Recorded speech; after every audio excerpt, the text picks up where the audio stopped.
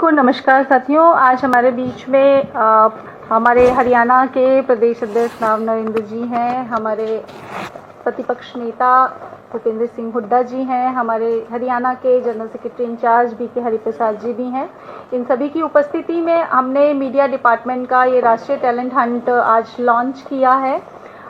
इसके बारे में बस थोड़ा सा आपको जानकारी दूं कि ये जो कार्यक्रम है वो ऑल इंडिया मीडिया डिपार्टमेंट के द्वारा लॉन्च किया गया और ये पूरे सारे प्रदेशों में इसको शुरू किया गया है। और इसका जो मुख्य उद्देश्य है वो ये है कि मीडिया डिपार्टमेंट के लिए हम जो योग्य उम्मीदवार हैं उनके लिए एक दरवाज़ा खुला करें और सबको मौका दें कि वो आकर के अपने टैलेंट के हिसाब से मीडिया डिपार्टमेंट में अपनी जगह बना सके।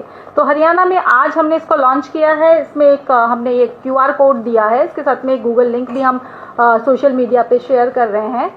इस QR कोड के द्वारा एक गूगल फॉर्म खुलेगा जिसमें कोई भी व्यक्ति जो कांग्रेस के मीडिया डिपार्टमेंट के साथ जुड़ना चाहता है वो फॉर्म भर सकता है। स्क्रूटनी के आधार पे शुरू में 4 जोन में बांटा गया हरियाणा को। 4 जोनल पे हेडक्वार्टर्स पे जो है इंटरव्यूज होंगे, वहां से जो शॉर्टलिस्ट होंगे उनके स्टेट हेडक्वार्टर पे इंटरव्यूज होंगे और जो शॉर्टलिस्टेड लोग होंगे उनको उनकी योग्यता के अनुसार उनकी क्षमता के अनुसार मीडिया डिपार्टमेंट में कार्य करने का मौका मिलेगा। तो अब थैंक यू। रैली को लेकर के 14 तारीख को लेकर के भी आज चर्चा हुई है, उसको लेकर के मैंने बताया जाए किस तरीके से हरियाणा की भूमिका रहेगी।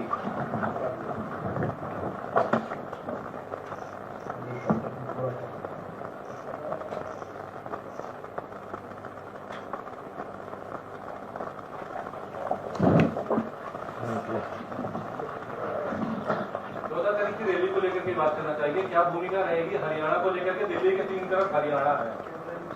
जैसे हरियाणा की भूमिका हमेशा रहती है दिल्ली की रैली में, अब की बार भी हम उम्मीद करते हैं हरियाणा के लोगों से, और ख़ास तौर से ये मुद्दा हरियाणा का मुद्दा है जो हमारे नेता आदरणीय राहुल जी ने उठाया है। तो हरियाणा के लोगों में बड़ी जागरूकता है, इस बात का बड़ा उनमें इस बात खुशी है कि हमारे नेता ने हमारी तकलीफ़ को उठाया। इसके सिलसिले में हमने अब तक 11 जिले हरियाणा में व्यक्तिगत रूप से वोट चोर गद्दी छोड़ कार्यक्रम हमने किए हैं। हजारों की संख्या में लोग प्रोग्राम्स में आ रहे हैं। मेमोरेंडम भी महामहिम राष्ट्रपति जी के नाम हम लोग दे रहे हैं और लोगों में इस बात को लेकर पूरा चर्चा है कि जब हरियाणा के लोग चाहते थे कि राज कांग्रेस का बने और बनते हुए राज को जो चोरी किया गया, चाहे वो EVM के गड़बड़ के द्वारा परसेंटेज बढ़ा करके, किस तरह आपने खुद देखा जर्मन मॉडल का फोटो लगा करके जो था, तो जो बहुत सी चीज़ें हमारे नेता ने यहाँ मीडिया के सामने उजागर की 5 नवंबर के दिन। तो उसके बाद हमने कार्यक्रम रखा है, तो बहुत अच्छा उसका रिस्पॉन्स लोगों की तरफ से मिल रहा है। और उसी सिलसिले में जो रामलीला मैदान में 14 दिसंबर रविवार के जो रैली रखी है, हरियाणा के लोग उसमें सबसे ज़्यादा संख्या के अंदर भाग लेंगे, उस रैली को सफल बनाएंगे और मैं उम्मीद करता हूँ कि लाखों लोग उस दिन उस रैली के अंदर होंगे। नया संगठन बना है, जिला अध्यक्ष बने हैं, तमाम उम्मीदवारों को भी आज बुलाया गया था लोकसभा और विधानसभा के। देखिए, पूरी 90 की 90 विधानसभा से और 10 लोकसभा से अच्छी खासी संख्या के अंदर आज हम उसका डिक्लेयर नहीं कर सकते, लेकिन आप खुद देखेंगे जैसे हरियाणा की हमेशा भागीदारी रही है उससे 21 रहेगी, क्योंकि हमारी अपनी तकलीफ है, हमारा खुद दुख है, दर्द है, जिसको हमारे नेता ने उठाया है सबके सामने। और ये बात साबित हो चुकी है कि हरियाणा में बनते हुए कांग्रेस के राज को बीजेपी ने चुनाव आयोग से मिल करके संविधान और लोकतंत्र के साथ खिलवाड़ किया है। अभी तक वोट चोरी को लेकर के प्रोटेस्ट हो चुका है, लेकिन अब क्या इस रैली से पहले भी तमाम जगहों पे निमंत्रण देने जाओगे? पार्टी की तरफ से कोई ऐसी जिम्मेदारी होगी जिलाध्यक्षों की या विधायकों की या जो भी उम्मीदवार रहे इस रैली से पहले तमाम लोगों के बीच? देखिए, 5 तारीख तक तो जो कार्यक्रम चल रहा है चलेंगे जिलों पे, उसके बाद ये डेफर किए जाएंगे 14 के बाद।